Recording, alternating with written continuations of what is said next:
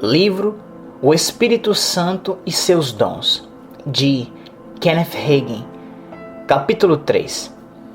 Duas experiências separadas, a salvação e o batismo no Espírito Santo. Em Atos capítulo 8, temos o registro do ministério de Filipe em Samaria. Ao estudarmos este relato, tornar-se-á evidente que a salvação e o batismo no Espírito Santo são duas experiências separadas. Atos 8, do 5 ao 8 e do 12 ao 17, diz assim: Filipe, descendo à cidade de Samaria, anunciava-lhes a Cristo. As multidões atendiam unânimes às coisas que Filipe dizia, ouvindo-as e vendo os sinais que lhe operavam. Pois os espíritos imundos de muitos possessos saíam gritando em voz alta, e muitos paralíticos e coxos foram curados. E havia grande alegria naquela cidade. Quando, porém, deram crédito a Filipe, que os evangelizava a respeito do reino de Deus e do nome de Jesus Cristo, iam sendo batizados, assim homens como mulheres. O próprio Simão abraçou a fé, e tendo sido batizado, acompanhava Filipe de perto, observando extasiados sinais e grandes milagres praticados. Ouvindo os apóstolos que estavam em Jerusalém, que Samaria recebera a palavra de Deus a respeito da salvação, enviaram-lhe Pedro e João, os quais, descendo para lá, oraram por eles para que recebessem o Espírito Santo, porquanto não havia ainda descido sobre nenhum deles, mas somente havia sido batizados em o nome do Senhor Jesus. Então lhes impunha as mãos e recebiam estes o Espírito Santo. Filipe, que posteriormente foi chamado Filipe o Evangelista em Atos 21:8, teve um ministério maravilhoso em Samaria, conforme a declaração nos versículos 7 e 8. Pois os espíritos imundos de muitos possessos saíam gritando em voz alta, e muitos paralíticos e coxos foram curados, e havia grande alegria naquela cidade. Milagres poderosos estavam sendo constantemente manifestados no ministério de Filipe, e muitas pessoas estavam sendo salvas.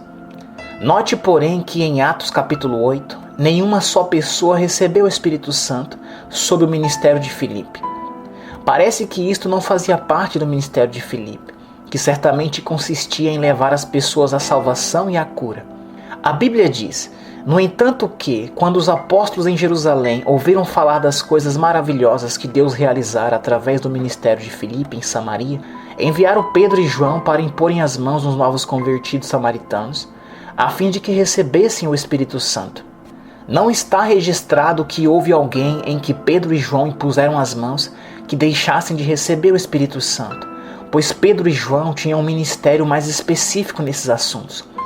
A Bíblia diz, então Pedro e João lhes impunham as mãos e recebiam estes o Espírito Santo. Atos 8:17. Esses versículos ajudaram a mim, um jovem pastor de uma igreja denominacional, a perceber que há uma experiência subsequente ou posterior à salvação, chamada de a plenitude ou o batismo no Espírito Santo. Tinha me ensinado que quem é salvo já tem o Espírito Santo. Isto é verdade, mas em certo sentido, pois a Bíblia diz que no novo nascimento nascemos do Espírito de Deus. João 3, do 3 ao 8. Mas a minha denominação ensinava que quem nasceu de novo já recebeu o tanto do Espírito Santo quanto é possível receber. Esses samaritanos em Atos 8, no entanto, já eram salvos, nascidos de novo pelo Espírito de Deus. Nos versículos 12 e 14, conforme veremos claramente pelas Escrituras logo adiante. Os apóstolos não pareciam pensar que os samaritanos já tinham recebido tanto o Espírito Santo quanto lhes era possível. Por isso enviaram-lhes Pedro e João, a fim de que os samaritanos recebessem o batismo no Espírito Santo. Logo, a salvação por um lado e a plenitude ou o batismo do Espírito Santo por outro lado são duas experiências separadas. Os samaritanos nasceram de novo com o ministério de Filipe. Voltemos agora para um exame dos textos bíblicos que comprovam conclusivamente que esses samaritanos nasceram de novo com o ministério de Filipe, de modo que possamos perceber que nascer de novo e receber o Espírito Santo são duas experiências separadas. Lembramos-nos que Jesus nos contou a grande comissão que a salvação vem através da pregação do Evangelho, a palavra de Deus. Marcos 16, 15 e 16 diz assim: Ide por todo o mundo e pregai o Evangelho a toda criatura. Quem crer e for batizado será salvo, Quem, porém, não crer será condenado. Primeira testemunha bíblica. Atos 8:5. Filipe, descendo da cidade de Samaria, anunciava-lhes a Cristo. A Bíblia diz que Filipe pregou Cristo aos samaritanos. Pregar a Cristo é pregar as boas novas do Evangelho da salvação por meio de Jesus. Pregar a Cristo é obedecer à grande comissão que Jesus deu à igreja. Esses samaritanos creram na mensagem do Evangelho que Filipe pregava. As multidões atendiam unânimes às coisas que Filipe dizia. Atos 8:6. Logo, segundo aquilo que Jesus disse em Marcos 16:16, os samaritanos eram salvos. A Bíblia manda estabelecer toda a verdade na boca de 2 ou 3 testemunhas. 2 Coríntios 13:1. Vejamos, portanto, outra testemunha bíblica que comprova que esses samaritanos tinham nascido de novo. Segunda testemunha bíblica. A Bíblia diz que nascemos de novo pela palavra de Deus. A epístola de Pedro diz que fomos regenerados, não de semente corruptível, mas de incorruptível, mediante a palavra de Deus, a qual vive e é permanente. 1 Pedro 1:23. Nosso texto em Atos 8:14 diz: ouvindo os apóstolos que estavam em Jerusalém, que Samaria recebera a palavra de Deus. Logo, como nossa segunda testemunha bíblica, temos prova de que os samaritanos eram realmente salvos, porque tinham recebido a incorruptível palavra de Deus pregada por Filipe. Terceira testemunha bíblica. A terceira testemunha bíblica é que os apóstolos reconheceram que os samaritanos eram salvos. Ouvindo os apóstolos que Samaria recebera a palavra de Deus, Atos 8:14, vemos, portanto, que os samaritanos foram salvos através do ministério de Filipe. Esses samaritanos tinham recebido a palavra de Deus a respeito da salvação, mas a Bíblia diz que ainda tinha que receber a plenitude ou o batismo do Espírito Santo, porque não havia ainda descido sobre nenhum deles, mas somente havia sido batizados em o nome do Senhor Jesus. Atos 8:16. Há uma obra do Espírito Santo que é realizada no novo nascimento, mas não é chamada de batismo do Espírito Santo, nem receber o Espírito Santo. Aquela obra é chamada nascer de novo, nascer do Espírito de Deus, receber a salvação ou receber a vida eterna. João 3, do 3 ao 8.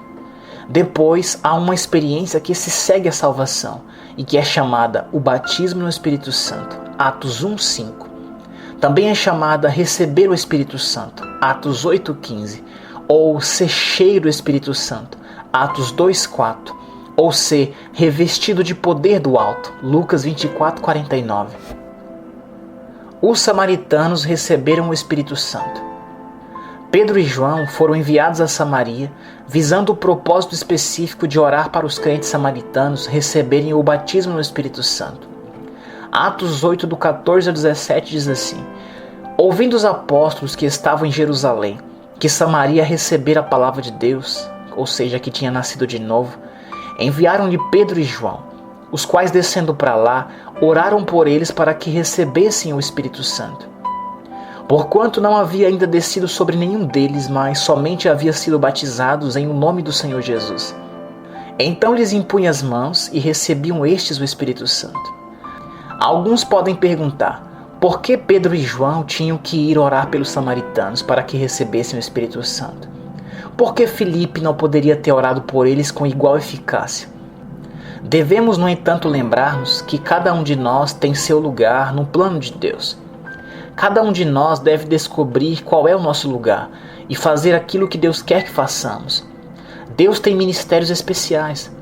Ele não chamou cada um de nós para ministrar da mesma maneira, nem deu a todos nós os mesmos dons ou ministérios.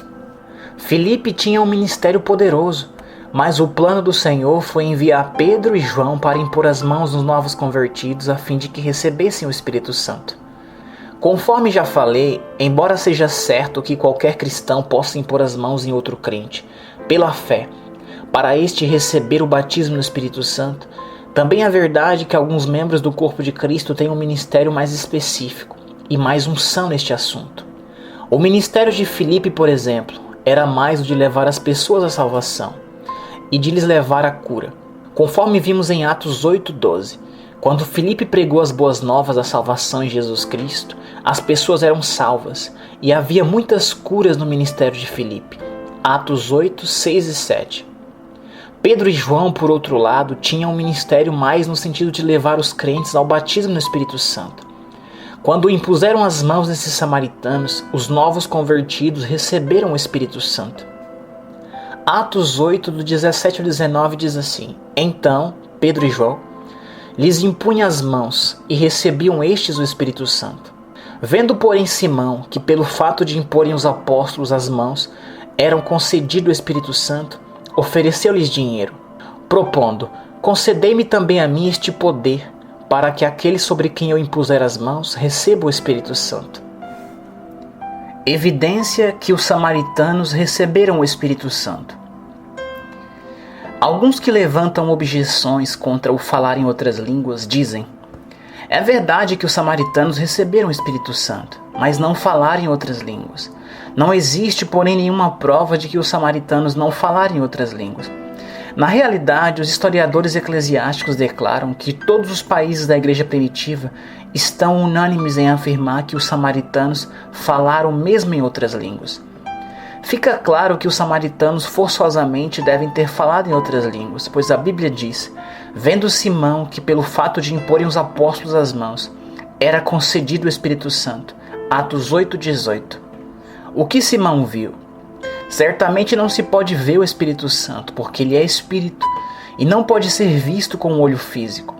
Forçosamente, portanto, deve ter havido algum tipo de sinal ou evidência física, mediante a qual Simão saberia que os samaritanos tinham recebido o Espírito Santo. Tinha que haver algo que fizesse uma impressão nos sentidos físicos de Simão, de modo que este pudesse ver que os samaritanos tinham recebido o Espírito Santo. Simão pessoalmente não recebeu o Espírito Santo, mas lhe foi possível ver que esses outros o tinham recebido. Certo pastor me disse: é possível que Simão tenha simplesmente visto que os samaritanos estavam cheios de alegria. Essa não seria a explicação, no entanto, e a alegria não pode ter sido o sinal que Simão vira, pois os crentes já estavam cheios de alegria quando Filipe lhes pregou o Evangelho de Cristo. Atos 8, 5, 8 diz assim: Filipe, descendo da cidade de Samaria, anunciava-lhes a Cristo, e houve grande alegria naquela cidade. Os samaritanos, portanto, já tinham grande alegria, de modo que esta não pode ter sido a evidência de que os samaritanos tinham recebido a plenitude do Espírito Santo. Conforme já falei, posto que o Espírito Santo não pode ser percebido com o olho físico, forçosamente tinha que haver algum tipo de sinal que fizesse Simão saber que esses samaritanos tinham recebido o Espírito Santo quando Pedro e João impuseram as mãos neles. Todas as evidências indicam que o sinal que se manifestou era o falar em línguas. O falar em outras línguas foi o sinal que convenceu Simão, fora de toda dúvida, de que os samaritanos tinham recebido o Espírito Santo. Examinaremos no capítulo 9 as evidências bíblicas de receber o Espírito Santo. Duas experiências separadas: a conversão de Saulo e seu batismo no Espírito Santo.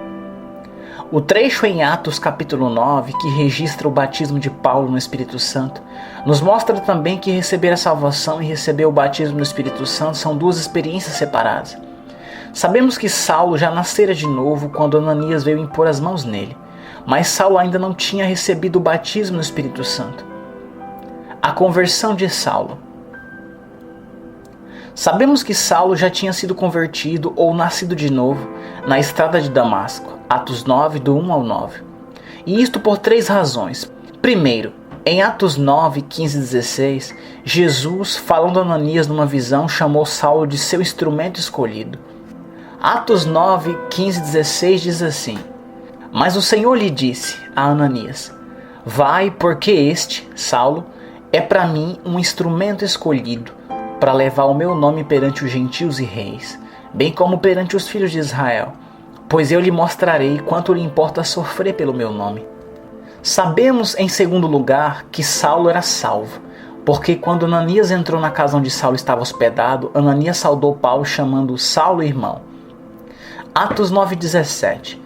Então Ananias foi e, entrando na casa, impôs sobre ele as mãos, dizendo: Saulo irmão, o Senhor me enviou, a saber, o próprio Jesus que te apareceu no caminho por onde vinhas, para que recuperes a vista e fiques cheio do Espírito Santo. Ananias reconheceu que Saulo já era um cristão, um irmão na fé. Terceiro, também sabemos que Saulo já era salvo quando Ananias chegou para lhe impor as mãos a fim de que recebesse o Espírito Santo, pois a Bíblia diz em Romanos 10:13, todo aquele que invocar o nome do Senhor será salvo. Saulo chamou Jesus de Senhor quando foi convertido na estrada de Damasco. Atos 9, do 3 ao 6 diz assim, seguindo ele, Saulo, estrada fora, ao aproximar-se de Damasco, subitamente uma luz do céu brilhou ao seu redor. E caindo por terra, ouviu uma voz que lhe dizia, Saulo, Saulo, por que me persegues? Ele perguntou, quem és tu, Senhor? E a resposta foi, eu sou Jesus, a quem tu persegues. Duro é para ti recalcitrar contra os aguilhões. E ele, tremendo e atônito, disse, Senhor, que queres que faça? E disse-lhe o Senhor, levanta-te e entra na cidade, e lá te será dito o que te convém fazer. Mas embora Saulo tivesse recebido Jesus como seu Senhor, Saulo ainda não fora batizado no Espírito Santo, conforme já vimos. Saulo não foi batizado no Espírito Santo a não ser quando Ananias veio e lhe impôs as suas mãos a fim de que recebesse o Espírito Santo. Saulo é batizado no Espírito Santo. Atos 9:17 diz assim, então Ananias foi e entrando na casa impôs sobre ele as mãos, dizendo, Saulo, irmão, o Senhor me enviou, a saber, o próprio Jesus que te apareceu no caminho por onde vinhas, para que recuperes a vista e fiques cheio do Espírito Santo. Vemos, portanto, que a salvação e o batismo no Espírito Santo são duas experiências separadas. Os gentios da casa de Cornélio, salvação e batismo no Espírito Santo. Temos também outros relatos bíblicos de pessoas que foram salvas e então imediatamente em seguida receberam o batismo no Espírito Santo. Achamos um exemplo assim no capítulo seguinte, Atos 10, onde a Bíblia registra a história de Pedro no tocante à sua visita à casa de Cornélio. Todos os da casa de Cornélio eram gentios e não eram salvos a não ser quando Pedro foi para lá e lhes pregou o Evangelho. Em Atos capítulo 11, Pedro relata aos irmãos em Jerusalém sua visita à casa de Cornélio. Atos 11, do 13 ao 15 diz assim, e ele, Cornélio, a Pedro e aos 6 irmãos judeus, contou como vira o anjo em pé em sua casa, e que lhe dissera, envia a Jope e manda chamar Simão por sobrenome Pedro, ao qual te dirá palavras mediante as quais serás salvo, tu e toda a tua casa. Quando, porém, comecei a falar, caiu o Espírito Santo sobre eles, como também sobre nós no princípio. Segundo o relato de Pedro, esses gentios receberam a salvação e o batismo no Espírito Santo quase simultaneamente. Realmente, a melhor ocasião para a pessoa receber o batismo no Espírito Santo é quando recebe a salvação. Note que ninguém na casa de Cornélio deixou de receber o Espírito Santo. Note que ninguém pôs as mãos nesses gentios. Todos receberam o Espírito Santo ao mesmo tempo. E repetimos, nenhuma pessoa deixou de receber o Espírito Santo. Realmente foi o falar em outras línguas que realmente convenceu o grupo de Pedro, os judeus crentes que acompanhavam Pedro, de que esses gentios tinham recebido o Espírito Santo. Os judeus crentes ficaram atônitos diante do fato de o Espírito Santo ter sido derramado sobre os gentios. Atos 10, 45 e 46 diz assim, e os fiéis que eram da circuncisão, que vieram com Pedro, admiraram-se, porque também sobre os gentios foi derramado o dom do Espírito Santo, pois os ouviu falar em línguas e engrandecendo a Deus. Então perguntou Pedro, além disto, conforme já mencionamos, não há nenhum conceito de ficar esperando a fim de receber a plenitude do Espírito Santo. Os discípulos em Éfeso, salvação e batismo no Espírito Santo. Achamos que outro exemplo na Bíblia que demonstra que a salvação e o batismo no Espírito Santo são duas experiências separadas. Atos 19, do 1 ao 7, diz assim, aconteceu que, estando Apolo em Corinto, Paulo, tendo passado pelas regiões mais altas, chegou a Éfeso, e achando ali alguns discípulos, perguntou-lhes, recebestes porventura o Espírito Santo quando crestes? Ao que lhe responderam, Pelo contrário, nem mesmo ouvimos que existe Espírito Santo. Então Paulo perguntou: em que, pois, fostes batizados? Responderam: no batismo de João. Disse-lhes Paulo: João realizou o batismo de arrependimento, dizendo ao povo que crescem naquele que vinha depois dele, a saber, em Jesus. Eles, tendo ouvido isto, foram batizados em o nome do Senhor Jesus. E impondo-lhes Paulo as mãos, veio sobre eles o Espírito Santo. E tanto falavam em línguas como profetizavam. Eram a todos uns 12 homens. Todos esses discípulos efésios também eram gentios. Todos tinham sido seguidores de João Batista, mas não ficaram sabendo que Jesus viera, de modo que não foram salvos e batizados em nome do Senhor Jesus. Tinham sido batizados em nome do Pai, de conformidade com o batismo de João. Devemos compreender que as notícias não viajavam naqueles tempos da maneira que se divulgam hoje. Na antiguidade, poderíamos viver nossa vida inteira e morrer, e embora algo digno de noticiário tivesse ocorrido a uns 100 quilômetros da nossa casa, provavelmente nunca teríamos sabido a respeito, pois naqueles dias as notícias eram transmitidas meramente de boca em boca. As pessoas nessa narrativa tinham ouvido João Batista pregar, dizendo que estava para vir alguém que os salvaria dos seus pecados. Creram na mensagem de João e foram batizados por ele, mas nunca ficaram sabendo que Jesus viera. Estavam sem dúvida andando à altura de toda a iluminação que possuíam. Posteriormente, em Atos 19, vemos que Paulo veio até Éfeso e informou a esses discípulos que já viera Jesus, o prometido, e que Jesus morrera na cruz e ressuscitara. Paulo explicou a esses crentes efésios que aquele que João dissera que viria depois dele já tinha chegado, de modo que agora deviam crer em Jesus e serem salvos. Sendo assim, no contato que Paulo teve com esses discípulos efésios, passou a batizá-los em nome do Senhor Jesus, e nasceram de novo. Atos 19:5 e Gálatas 3:27. Mas Paulo não parou por aí. Queria ainda que eles fossem batizados no Espírito Santo, de modo que ele lhes impôs as mãos para receberem o Espírito Santo.